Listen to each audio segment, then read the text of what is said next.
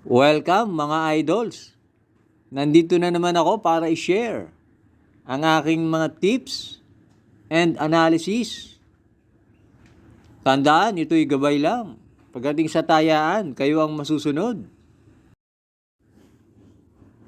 Karera Tips, Friday, August 28, 2026. Race 1, 3-year-old and above maiden race. Distance 1,200 meters na merong 5 entries. Start ito ng peak 6, races 1 to 6. Dito sa race 1, pampremera ko yung 3. The Unforgiven, sakay ni C.A. Reyes. Tingin ko ngayon lang ilalaban yung kabayo na yan. At meron yan 115 and a half sa 1-2. At panigundo ko yung 2, Campil, sakay ni J.B. Pilitro. Yan si Campil, batak sa laban yan. At kumpara sa mga nakalaban niya nakaraan, dito tingin ko may panalo na siya. Hindi nalalayo tempo niya. Kaya dito sa race 1, pampremera 3, The Unforgiven. Panigundo 2, Campil. Race 2, another maiden race. Distance 1,200 meters na merong 8 entries. Start ito ng winner take all, races 2 to 8. Dito sa race 2, pampremera ko yung 2, Insi sakay ni John Alvin Guse. Yan si Insi isinusunod lang yan at may tempo yan na 111 and a half. At panigundo ko yung 4, Mishani Soul, sakay ni J.B. Hernandez. Pag yan ang nakabandera, tingin ko malaki panalo niyan. At sa karerang to, maraming first time runners. Silipin nyo na rin sa bentahan. Kaya dito sa race 2, pampremera 2, Insi. Panigundo 4, Mishani Soul. Race 3, Pilrocom Rating Base Class 3, 57 to 70. Distance 1,200 meters na merong 9 entries but 8 in betting option. Start ito ng peak 6, races 3 to 8. Dito sa race 3, pampremera ko yung 7, I'll Tell You So, sakay ni Jampo Leguse. Yan si I'll Tell You So. Last run niya sa PJC. Na segundo kay Deep Dawn. At panigundo ko yung 6, Elizabeth Joy, sakay ni Jim L. Ciego. Last run, di maganda alis niyan. Pero pag yan nasabay sa alisan, tingin ko malaki ang panalo niyan. Kaya dito sa race 3, pampremera 7, I'll Tell You So. Panigundo 6, Elizabeth Joy. Race 4, Pilrocom Rating Base Class 5, 17 to 41, split. Distance 1,200 meters na merong 8 entries. Start ito ng peak 5, races 4 to 8. Dito sa race 4, pampremera ko yung 8, Ruby Bell, sakay ni Tupe Garganta. Mababa sa laban to si Ruby Bell at maganda pa ang numero. At panigundo ko yung entry number 3, Makarit, sakay ni A.R. Villegas. Yan si Makarit, merong 115 and a half sa 1-2. Kaya dito sa race 4, pampremera 8, Ruby Bell. Panigundo 3, Makarit. Race 5, Pilrocom Rating Base Class 4, 42 to 56 split.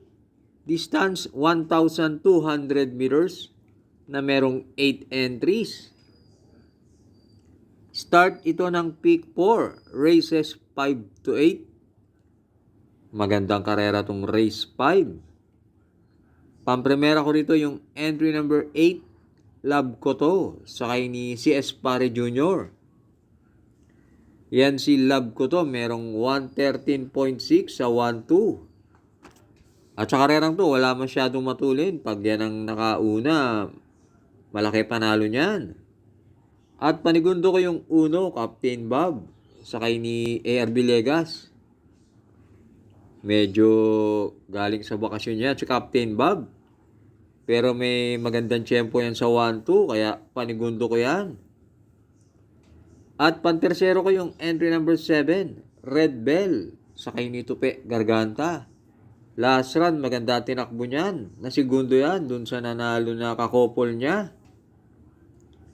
Kaya dito sa race 5, pampremera 8, love ko to. Panigundo 1, Captain Bob. Pantersero 7, Red Bell. Race 6 na tayo. Pilrocom rating base class 5, 17 to 41 split. Distance 1,200 meters na merong 8 entries. Dito sa race 6, pampremera ko, tingin ko nakalalamang. Entry number 1, Margot, sakay ni JL Lazaro. Nakabalik na sa class 5 si Margot. Kadalasan, pag tumakbo yan sa class 5 at inilaban, nananalo yan. At panigundo ko yung entry number 4, Lucky No, sakay ni AP Peñaflor. Unti-unti nang bumabalik ang buti ni Lucky Nono. Last run, pang-apat yan. Kaya dito sa race 6, pampremera 1, Margot. Panigundo 4, Lucky Nono. Last double na tayo, race 7. Pilrocom rating base class 3, 57 to 70. Distance 1,200 meters na merong 9 entries but 8 in betting option. Dito sa race 7, sosolohin ko na yung couple entry na 2 and 2A. Mishani Storm, sakay ni RC Simasio. At Dream Girl, sakay ni NJ Esteban. Yan, entry number 2. Last run, maganda ang panalo niyan. At kahit hindi mauna yan, tingin ko kaya niyang sundan si Fields Amor.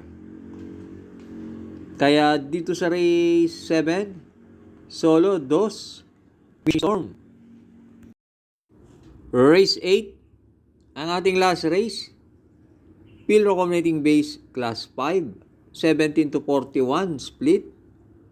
Distance 1,200 meters na merong 8 entries. Dito sa race 8, pampremera ko yung mababa na sa laban. Entry number 1, Catch in the Cradle, sakay ni Pabs Cabalejo. Yang kabayong yan, may tulin at may susunod din. At panigundo ko yung entry number 7, Miss Pinkerton, sakay ni Peter Guse. Yan si Miss Pinkerton, last run, pang-apat yan. At meron yan 113.8 sa 1-2. At magandang pamorkas yan kay Catch in the Cradle. Kaya dito sa race 8, pampremera 1, Catch in the Cradle. Panigundo 7, Miss Pinkerton. Thanks for watching. Lalong-lalo na sa mga laging nakasubaybay. Good luck and happy racing sa inyo.